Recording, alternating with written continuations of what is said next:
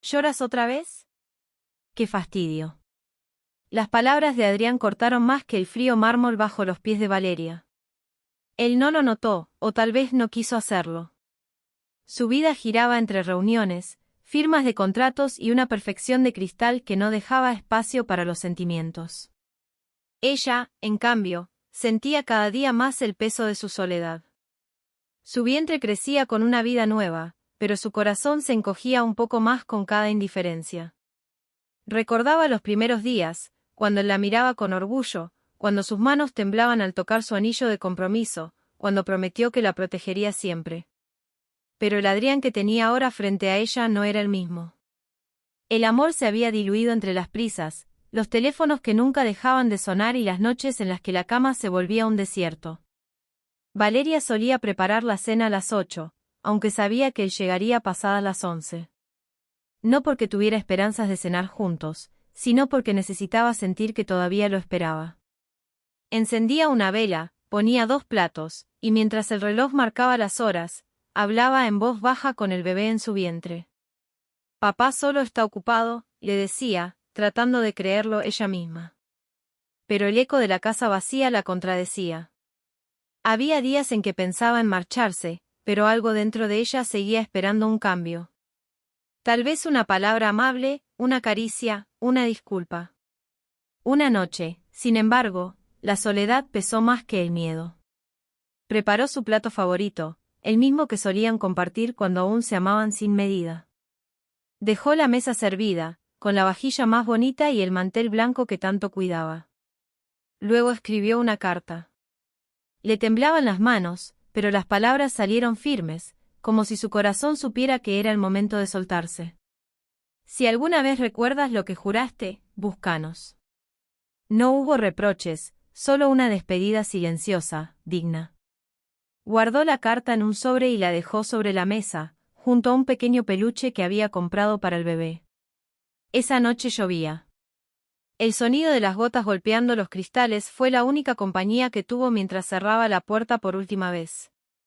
Caminó sin mirar atrás, con la mano sobre su vientre, sintiendo los pequeños movimientos que le recordaban por qué debía seguir adelante. No sabía a dónde iba, pero sabía que no podía quedarse. Detrás de ella, la casa quedó en penumbra, llena de recuerdos que ya no dolerían, porque había tomado la decisión de salvarse antes de romperse por completo. Horas después, Adrián llegó. Estaba cansado, con el teléfono aún pegado al oído, discutiendo sobre una fusión importante. Ni siquiera notó al principio la ausencia de ruido, ni el aroma de la comida fría sobre la mesa. Pero algo lo hizo detenerse. Tal vez el silencio, tal vez la sensación de vacío que nunca antes había sentido tan fuerte. Dejó el maletín, y fue entonces cuando vio la carta. Su nombre, escrito con esa caligrafía que conocía de memoria. La abrió con desgano, sin imaginar lo que encontraría. Cuando terminó de leer, el aire pareció escaparse de la habitación. Buscó por toda la casa, llamó su nombre, revisó las habitaciones, pero solo encontró el peluche sobre la mesa. Subió al dormitorio, sin entender todavía lo que había perdido. Y fue allí, en la almohada de ella, donde lo vio, una pequeña hoja blanca, la ecografía. En blanco y negro, un corazón diminuto latía con fuerza.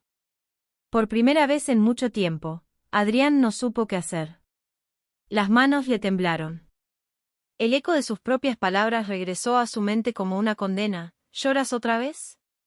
¡Qué fastidio! De pronto, entendió todo. Entendió que ella no lloraba por capricho, sino por amor.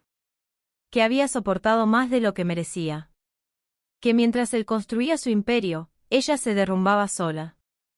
Esa noche, Adrián se quedó sentado en el borde de la cama, con la ecografía entre los dedos y el alma vacía. El reloj siguió marcando las horas, pero para él el tiempo se detuvo.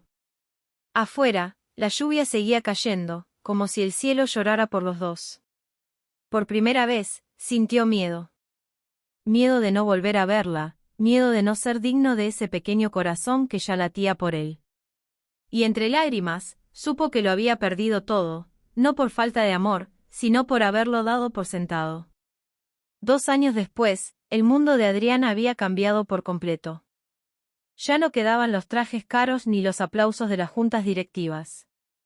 La oficina que alguna vez dominó con autoridad pertenecía ahora a otro, y los periódicos hablaban del antiguo magnate que desapareció sin dejar rastro. Pero él no se había perdido, solo estaba intentando encontrarse. Pasó meses visitando hospitales, escuelas y orfanatos, buscando algo que ni el dinero ni el poder podían devolverle, el perdón de Valeria.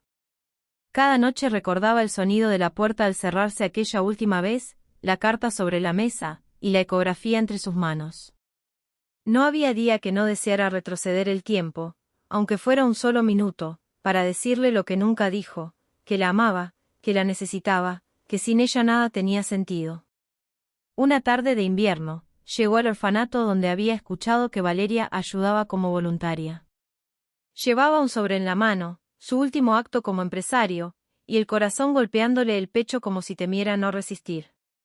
Caminó entre los pasillos silenciosos, viendo niños jugar, reír, llorar. Cada risa infantil era como un recordatorio del hijo que no había tenido el valor de proteger. Cuando por fin la vio, el tiempo se detuvo. Valeria estaba sentada junto a una ventana, con un niño dormido en los brazos. Su cabello caía con suavidad sobre el rostro, y en su mirada había una calma que él no recordaba. Ya no era la mujer que lloraba en silencio, era una madre fuerte, completa, capaz de amar sin rencor. Adrián se quedó inmóvil unos segundos, temiendo romper aquel cuadro de paz. Luego dio un paso al frente. Ella lo miró, sin sorpresa, solo con esa serenidad que duele más que el enojo. «¿Viniste?», dijo simplemente. Él asintió, sin saber si debía hablar o callar. En su voz había temblor, pero también verdad. «No necesito poder, necesito perdón», murmuró, extendiéndole el sobresellado. «Ya no tengo nada más que ofrecerte».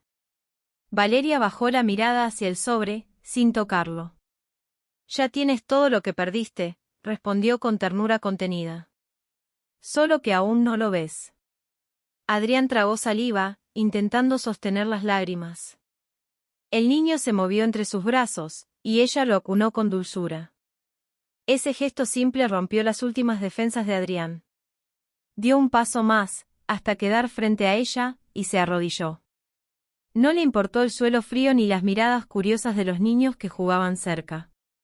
Por primera vez en años, no era el hombre poderoso ni el empresario exitoso, era solo un hombre arrepentido, dispuesto a comenzar desde el suelo.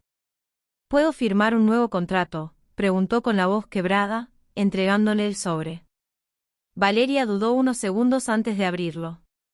Dentro no había documentos, ni cifras, ni cláusulas. Solo una hoja blanca con una huella de tinta y una frase escrita con letra temblorosa: «Mi familia, mi única empresa». Valeria lo miró largo rato, y en su silencio hubo perdón, pero también cicatrices que no se borran. Él bajó la cabeza, dejando que las lágrimas corrieran libremente, sin esconderse. Ella no dijo nada más, solo se inclinó, y con una mano temblorosa, le limpió una lágrima del rostro. En ese momento, Adrián comprendió que no bastaba con renunciar al dinero, debía renunciar al orgullo, a la soberbia que lo había hecho perder lo que más amaba. Levantó la vista y vio en los ojos del niño el mismo brillo que había visto en la ecografía aquella noche. Sin pensarlo, extendió la mano. El pequeño la tomó, curioso, sin miedo. Valeria los observó, y una lágrima silenciosa se deslizó por su mejilla, no de tristeza, sino de alivio.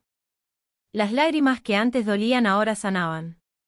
Afuera, el sol comenzaba a salir, iluminando las paredes del orfanato como una promesa. Adrián supo entonces que no podía borrar el pasado, pero podía escribir un futuro distinto, uno donde el amor valiera más que cualquier sello, y donde su nueva firma sería la del corazón.